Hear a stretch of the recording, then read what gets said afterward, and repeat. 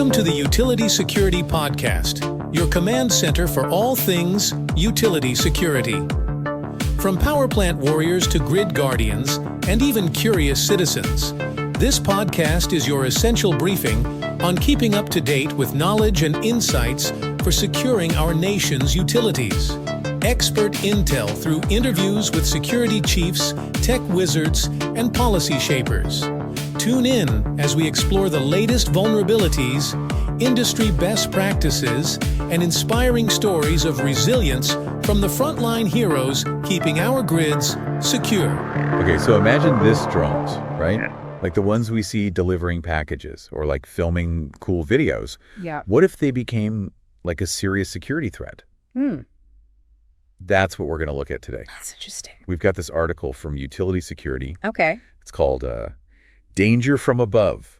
The time is now to address drone risks. Mm-hmm. And it paints a pretty unsettling picture, to say the least. Well, the interesting thing is the author, he's a retired military colonel. Oh, wow. He doesn't just speculate about potential threats. Well, he points to real world examples that are already happening. Yeah, you're telling me some of these incidents are downright disturbing. Oh, yeah. Dropping feces and eggs on homeless encampments, chemicals into swimming pools. It's like something out of a bad prank video, but with potentially serious consequences. Exactly. And, those examples highlight a key concern. What's that? Drones are becoming incredibly accessible and adaptable. Combine that with malicious intent. And the possibilities are troubling.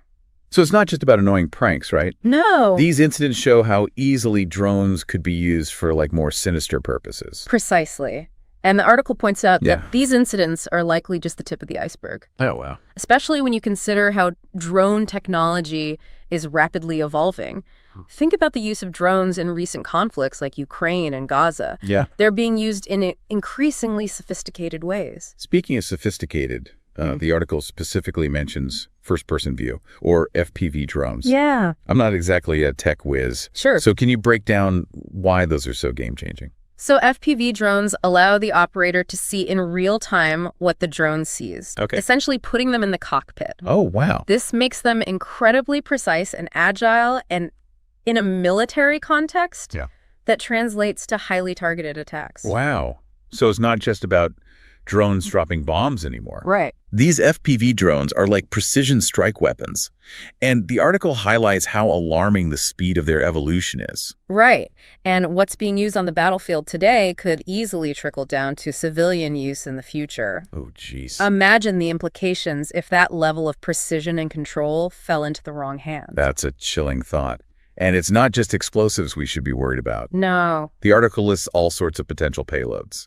Mm-hmm. Liquids, surveillance equipment, jamming devices, even tools for cyber attacks. This is where things get really interesting. Think about a drone with a jamming device targeting a hospital's communication systems during an emergency. Oh, gosh. The impact could be catastrophic. Or a drone equipped with a sprayer dispersing harmful substances over a densely populated area. It's mind-blowing to think about the sheer diversity of threats. And the article mentions that the potential uses for drone payloads are only limited by imagination and creativity. Which is kind of terrifying considering how quickly ideas can spread online. Absolutely. And that's why understanding the entire drone ecosystem is so crucial. Wow. It's not just about the drones themselves, but the manufacturers, the developers of detection systems and counter-drone measures, the security services, even the training programs. So there's a whole interconnected web. Exactly. Which makes tackling this issue even more complex. It's not just about taking down a few rogue drones. Exactly. And to add to the complexity, oh no, the article points out that the law is struggling to keep up with this rapidly evolving technology. The Preventing Emerging Threats Act of 2018 is already being outpaced by the advancements in drone technology. So we've got this potentially dangerous technology becoming more accessible and sophisticated every day. A complex ecosystem making regulation a nightmare. Yeah. And laws that are lagging behind. What does this all mean for us? Are we just sitting ducks? Not necessarily. While the situation is serious, the article does offer some hope. Oh, good. It emphasizes the importance of individual action and advocacy. Okay, I'm all ears. What can we as everyday citizens actually do to make a difference? Contacting our representatives feels like a drop in the bucket, given how slowly things move in government. You're right that it's not a quick fix, but it's still important. The more people voice their concerns, the more pressure there is on lawmakers to take action. And it's not just about national legislation. You can advocate for stronger standards within your own organizations, your workplace, community groups, professional associations to push for drone security protocols and emergency response plans. So it's about being proactive on multiple levels, not just waiting for the government to catch up. Precisely. And don't underestimate the power of collective action. Yeah. Joining industry groups or advocacy organizations focused on drone technology can amplify your voice and help shape the conversation. This is actually pretty empowering. It's easy to feel overwhelmed by this kind of technological advancement. But there are things we can do to influence how it unfolds. It's not just about feeling helpless. We can be part of the solution. Absolutely. We need to be informed, engaged, and proactive in shaping how drones are used and regulated. This technology is here to stay, and it's up to us to ensure it's used responsibly and safely. We've covered a lot of ground here, from disturbing real-world incidents to the rapid evolution of drone technology, the complex ecosystem surrounding it, and the legal challenges we're facing. For sure. And we've explored some concrete steps you can take to be part of the solution. Absolutely. But there's still so much more to discuss. In part 2 of this deep dive, we'll delve deeper into the specific threats posed by drones, exploring the various payloads they can carry and the potential consequences. Sounds good. So until then, keep those minds buzzing, and we'll catch you in part 2. See you then. So last time we were talking about how we can advocate for change when it comes to all this drone stuff. Yeah, I was actually pretty surprised by how much individual action can make a difference. It's easy to feel kind of powerless when you're talking about something as big and complex as drones. But that article really emphasized that we're not just along for the ride. Exactly. We have a responsibility to be informed and engaged citizens, especially when it comes to tech that can impact our lives in such a big way. Absolutely. Speaking of impact, let's dive a bit deeper into the specific threats that drones pose. The article made it clear that it's not just about drones carrying explosives. Right. A drone with an IED is definitely scary, but the threats go way beyond that. Think about those liquid payloads the article mentioned. Imagine a drone with a container of hazardous chemicals, Oh, wow. targeting a public water supply. That's a scary thought. And what about the surveillance aspect? Yeah. I mean, it's not hard to imagine drones with cameras being used for spying or gathering sensitive info. Absolutely. And with technology getting smaller and smaller, you can pack some seriously powerful surveillance equipment onto a small drone. You could easily have a drone just discreetly monitoring people, collecting data without them knowing or consenting. So we've got physical threats, Yeah. surveillance threats, Yeah. and then there's the potential for electronic warfare, right? Right. The article mentioned drones with jamming devices. Right. Can you explain how that works and what the implications are? Sure. So jamming devices basically emit signals that interfere with other electronic signals. Okay. So a drone with a jammer could disrupt communications, GPS signals, even radar systems. Imagine the chaos that could cause at an airport.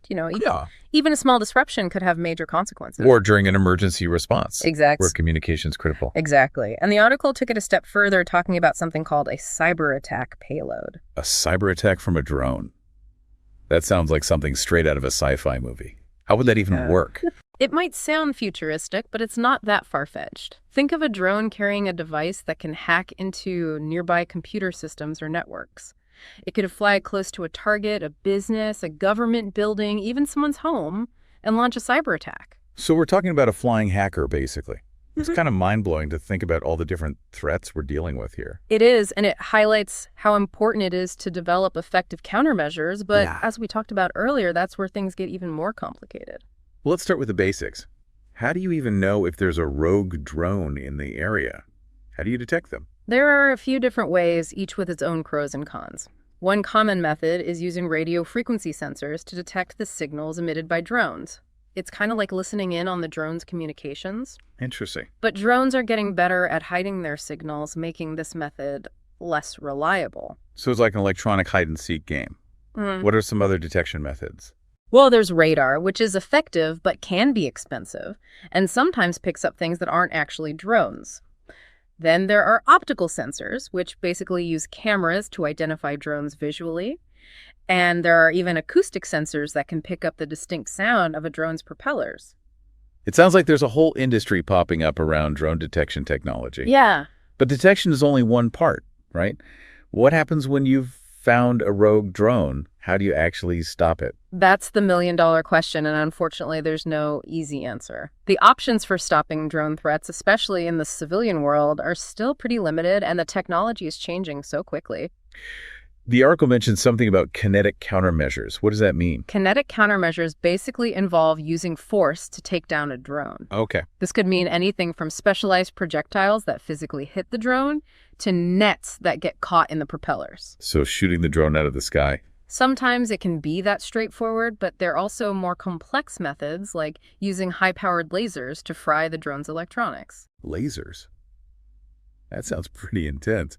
But I imagine there are some serious safety concerns with using that kind of force, especially in populated areas. You're absolutely right. Kinetic countermeasures are usually a last resort, and there are often strict rules about using them because of the risk of hitting something you don't want to hit. That makes sense. So what are the alternatives? Are there ways to stop a drone without using force? There's a lot of research going on around non-kinetic countermeasures which try to stop a drone without causing physical damage. Okay. One promising area is electronic warfare. Okay, back to electronic warfare. Oh. We talked about jamming devices earlier. How would that work as a countermeasure? Imagine using a jammer to mess up the drone's communication links or its GPS navigation system. Okay. The drone would basically get lost and have to land or go back to its operator. That's pretty clever. Yeah. But wouldn't there be a risk of disrupting other signals in the area? Like legitimate communications or GPS systems? That's one of the big challenges with electronic warfare and a key reason why it's not used more often.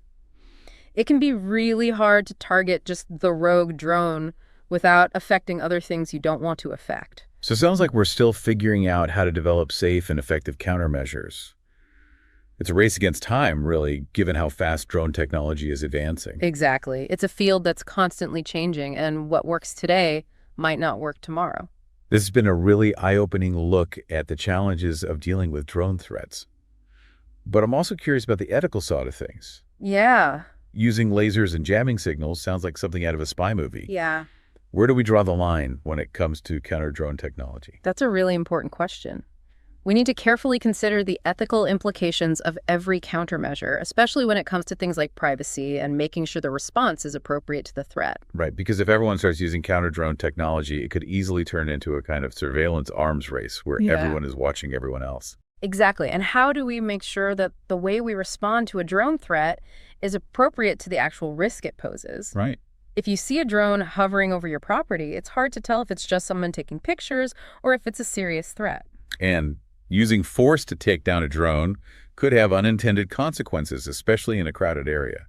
It's a lot to think about. It is. And these ethical and legal questions are only going to become more important as drone technology keeps evolving. Well, we've covered a lot in this part of our deep dive. We've explored the different threats posed by drones, from chemical attacks to cyber warfare, and we've talked about the challenges of detecting and mitigating those threats. It's clear that this is a complicated and rapidly evolving field. All right. What are your final thoughts before we move on to the last part of our deep dive? I think the key takeaway is that drone technology is here to stay. It's not going away. And while it has some serious downsides, it also offers incredible opportunities. The future of drones is ultimately up to us. Okay. It's up to us to shape this technology in a way that helps humanity and avoids the problems we've discussed. That's a great point. So until next time, keep those minds buzzing, and we'll catch you in part 3, where we'll dive even deeper into the future of drones and what it all means for us. So we're back for the last part of our deep dive into this whole drone thing. Yeah. We've covered some pretty intense stuff so far, like the threats and the countermeasures and all the ethical stuff too. Yeah, it's a lot to think about. It really is. But I think it's good to end on a more positive note. Yeah, for sure. We've talked about the risks, but drones can also revolutionize the world in some pretty incredible ways. Absolutely. Technology itself isn't good or bad. It all depends on how we use it. Yeah. And when it comes to drones, the future is still wide open. Right, like you said earlier. Yeah. So let's talk about that future. What does a world with drones everywhere even look like? Well, I can't even imagine. The possibilities are pretty mind-blowing. I mean, we're already seeing them used for package deliveries, aerial photography, search and rescue. Yeah. But the article makes it clear that's just the start. So what else is there? One area that's really interesting, and everyone's talking about it, is urban air mobility. What's that? Imagine drones as flying taxis, zipping people around busy cities. Flying taxis. Sign me up. Yeah. But seriously, That sounds amazing and terrifying all at the same time. Are we really talking about like skies full of drones carrying people? Yeah. But the technology is developing really fast. Companies like Uber and Boeing are putting a lot of money into it, and there are already some test programs happening. Wow. There are definitely some safety and legal issues to figure out. Right. But it's not as crazy as it might seem. So imagine this drone-filled skies, people flying around in taxis packages delivered by robots. It's like something out of a movie. Yeah. What about the noise, though? Wouldn't our cities become incredibly loud and chaotic? That's a good point. And noise pollution is something that engineers are trying to solve. They're developing quieter drones using different engines and materials to make them less as noisy. And then there's the idea of creating special air corridors for drones, kind of like flight paths for airplanes, to manage the flow of traffic and keep things organized. Designated air corridors, quieter drones. Yeah. It seems like a lot of people are working hard to make this vision of the future a reality. They are, and it's not just about transportation. Oh, right. Drones have the potential to change so many other industries. Like what? Give us some examples. How else could drones be used in the future? Well, in agriculture, drones are already being used to check on crops, spray pesticides, even plant seeds. Really? They can help farmers be more efficient, save money, and be better for the environment. That's pretty incredible. What about other fields? In construction, drones can be used for site inspections, surveying, and even carrying materials. This can improve safety, make construction faster, and reduce labor costs. Wow. And in law enforcement, drones can help with search and rescue crime scene investigations and traffic monitoring. The possibilities are basically endless. So it sounds like drones could make our lives easier, safer, and more efficient in so many ways. But we can't forget about the risks we talked about earlier. How do we balance all this amazing potential with the very real threats that drones pose? How do we make sure they're used for good and don't turn into some kind of dystopian nightmare? That's the big question, and it requires a multi-pronged approach. We need education, collaboration, and proactive regulation. Okay, break that down for me. What do you mean by education? We need to teach people about both the good and bad sides of drone technology. We need to promote responsible drone use and encourage people to report any suspicious activity. Got it. More awareness is key. What about collaboration? We need governments, industry leaders, and researchers to work together to develop clear rules and standards for drone use. We need to share information and best practices to make sure everyone's on the same page working towards the same goal. In proactive regulation. We need rules that can adapt to the rapid changes in drone technology, but also rules that are strong enough to protect public safety and privacy. It's a tricky balance, but it's crucial if we want to use the power of drones while minimizing the risks. So we're at a turning point. Drones have the power to change our world in incredible ways, but we need to be aware of the potential downsides and take steps to make sure this technology is used for good. What's the main thing you want our listeners to take away from all of this? I think the most important thing to remember is that the future of drones isn't set in stone. It's something we're creating right now with our choices and actions. By staying informed, engaged, and proactive, we can help make sure that drones are a force for good in the future. This has been a truly amazing deep dive. I feel like I've learned so much about drones and all the challenges and opportunities they bring. Me too. It's been a really interesting conversation. And to our listeners, remember, the future isn't something that just happens to us. We all have a part to play in building the world we want to live in. Stay informed, stay involved, and let's work together to make sure the drone revolution benefits all of humanity. Don't forget to visit our website at utilitysecurity.com for exclusive intel, resources, and a community of fellow utility security professionals. Stay safe, stay informed, and stay tuned for your next mission briefing.